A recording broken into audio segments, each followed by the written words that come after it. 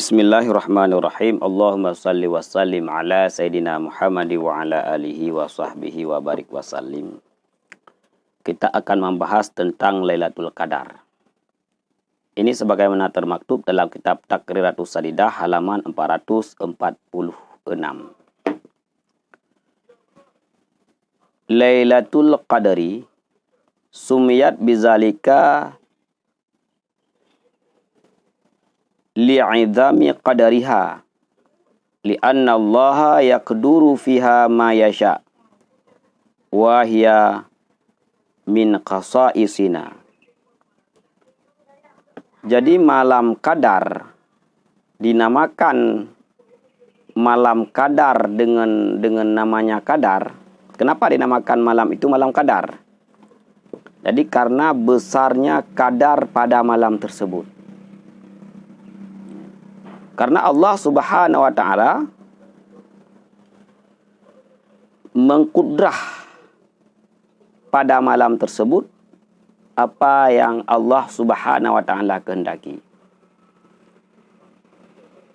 Jadi memberi kadar oleh Allah Subhanahu wa Ta'ala pada ma yasha, apapun yang Allah kehendaki dan kepada siapapun yang Allah kehendaki.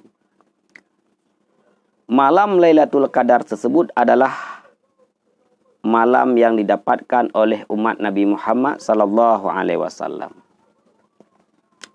Wa fiha arba'una qaulan. Dan tentang malam Lailatul Qadar ini ada 40 pendapat. 40 ungkapan-ungkapan para ulama. Wa malal Imam Syafi'i ila annaha Lailatul Hadi wa Salisi wa Ashrina. Kemudian dari 40 pendapat tersebut, Imam Syafi'i condong bahwa malam Qadar tersebut terdapat pada malam 21 ataupun malam 23. Wallazi alaihil jumhur annaha lailatu sabi'i wa ishrina.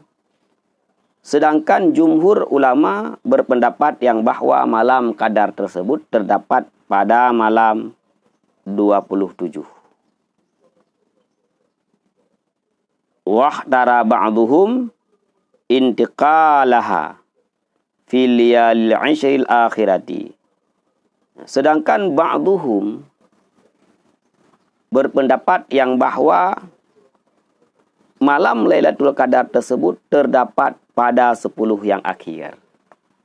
Nah, ini 3 pendapat, 3 macam. Bahkan kalau kita buka kitab lain juga banyak pendapat-pendapat yang lain yang berbeda tentang kapan malam Lailatul Qadar. Kenapa bisa berbeda pendapat para ulama? Ada yang mengatakan 21, ada yang mengatakan 23, ada yang mengatakan 27, ada yang mengatakan 10 yang terakhir. Wa hikmatu ibhamiha ihya'u jami'il layali bil ibadati. Jadi hikmah bahwa tersembunyinya tidak ada yang pasti kapan terjadinya Lailatul Qadar agar kita selalu menghidupkan malam-malam dengan ibadat. Daripada awal Ramadan sampai dengan terakhir Ramadan, kita senantiasa menghidupkan dengan ibadat. Agar kita mendapatkan salah satunya adalah daripada malam Lailatul Qadar. Wa min khasa'isiha annaha la yang aqidu fiha nutfatu kafirin. Kemudian kekhususan pada malam Lailatul Qadar. Malam Lailatul Qadar ini tidak akan dipercaya oleh orang-orang kafir. Ini tidak akan dipercaya bahwa di dalam bulan Ramadan ada satu malam, yaitu malam Qadar. Wa yang kashifu fiha syai'un min ajaibil malakut.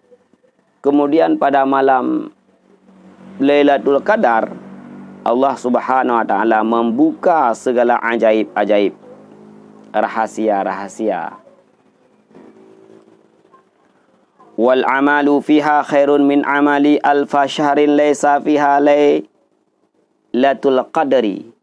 kemudian beramal, beribadat pada malam Qadar, itu lebih baik daripada beramal ataupun beribadah 1000 bulan yang bukan malam Qadar. Nah ini. Satu malam beribadah pada malam Qadar lebih baik daripada 1000 malam yang lain. Apa tandanya bahwa malam ini dan besoknya adalah malam Qadar? Wa min alamatiha annaha mu'tadalah.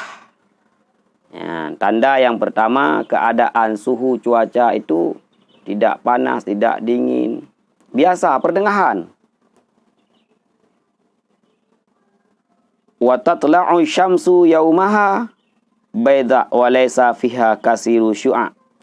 Kemudian ketika matahari terbit, ketika matahari keluar daripada timur, matahari tersebut harinya putih dan tidak ada padanya oleh kebanyakan sinar yang panas. Matahari bercahaya tapi putih kayak tidak menyengat tubuh kita. Kenapa demikian? Li nuril malaikati sa'idina wan nazilin. Karena cahaya para malaikat naik turun ke langit.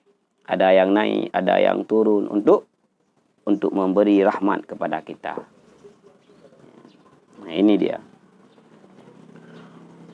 Wa yusannu liman atla'a 'alaiha ayaktumaha wa yuhayyiha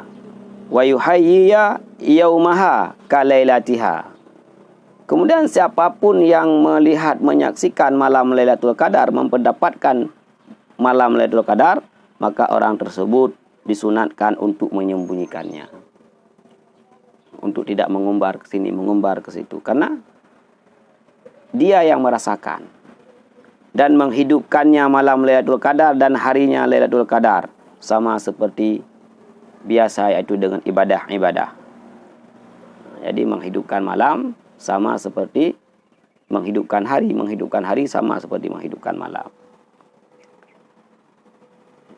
Wa a'lal maratibi ihya'iha ayuhayyiyal lail kullahu bi anwa'il ibadati kasalati wal qiraati wa kasrati du'ail mustamil ala qawlihi Allahumma innaka afun tuhibbul afwa fa'fu anni. Jadi dalam beribadah menghidupkan malam Lailatul Qadar ada tiga martabat, 3 tingkat. Tingkat yang paling atas adalah menghidupkan malam dengan ibadat seperti salat, baca Quran, memperbanyak doa-doa, termasuk doa Allahumma innaka afun tuhibbul afwa fa'fu anni. Nah ini. Wa awsatuha ayuhayya ma'dhamal lail bima zukira. Nah, jadi kalau pertengahannya itu sama, yaitu hanya menghidupkan malam, tidak menghidupkan hari. Wa adnaha ayusalliyal isya fi jama'atin wa ya'dhima ala salati subhi fi jama'atin. Yang paling rendah orang menghidupkan malam Qadar adalah melaksanakan salat isya dengan berjamaah, kemudian mencita-cita bahwa dia akan salat subuh secara berjamaah. Nah, inilah tentang Lailatul Qadar. Mudah-mudahan kita mendapatkannya. Doa makbul, dimudahkan rezeki oleh Allah, diberi kesehatan oleh Allah, dan dimudahkan segala urusan dunia untuk mendapatkan kemenangan di hari keakhirat.